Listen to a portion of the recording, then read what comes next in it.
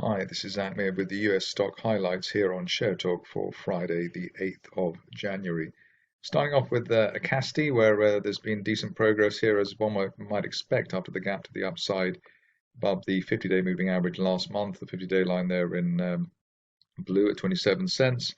And the view at this stage is that at least while we're above the 200-day moving average at 45 pence, we've got an initial target around 65 cents, which was previously called, and weekly close above that old August support at 65 pence, and we could be looking to a best case scenario target over the next couple of months up to that July 2020 price resistance line rather at $1.20, hopefully as soon as the end of next month, but maybe going into March.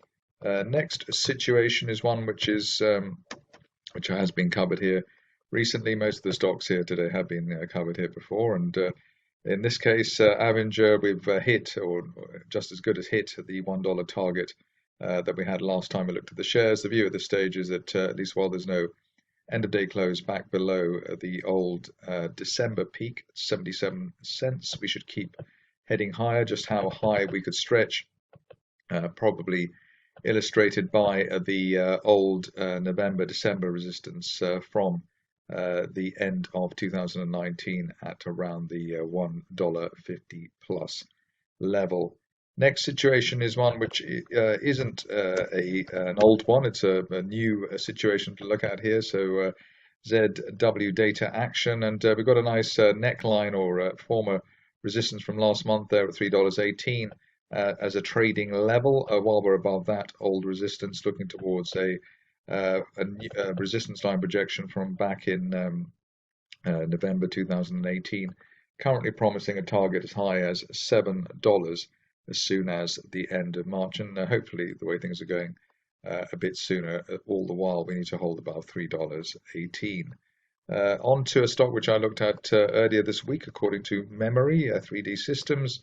Here you can see that we've broken what looked like a rather ambitious target there around $25, and above the $25 level, fresh target to the upside derived from that late November 2018 resistance line projection up to $36, hopefully as soon as the end of the next month, and perhaps even as soon as the end of this month while we hold above $25.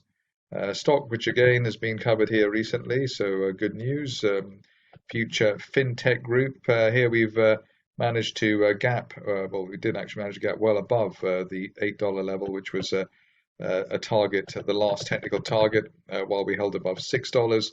End of day close or a weekly close above $8 now could open up the possibility of a top of 2017 price channel target as high as $14 as soon as the, I suppose, 1 to 2 months after any definitive break above $8. So that perhaps by the end of February we could find ourselves up at $14. I suppose at this stage anybody back below $6, which was an old 2018 resistance line, would really delay or perhaps cancel the upside scenario.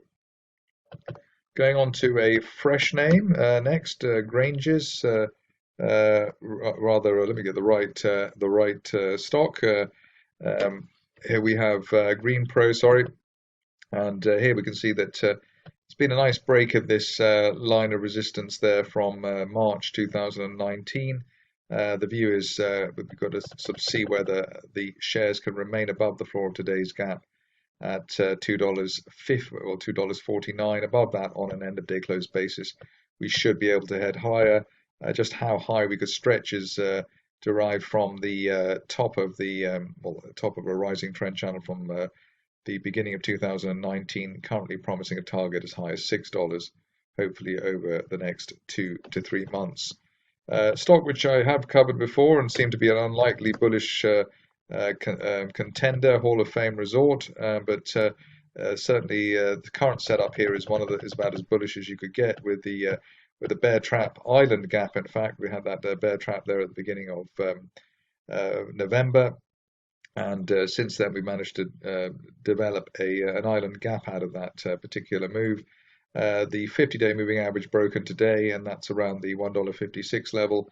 While there's no end of day close back below the initial January resistance of $1.70. We're looking at $4 at the top of a broadening triangle from the end of September, and that could be hit hopefully as soon as the end of February.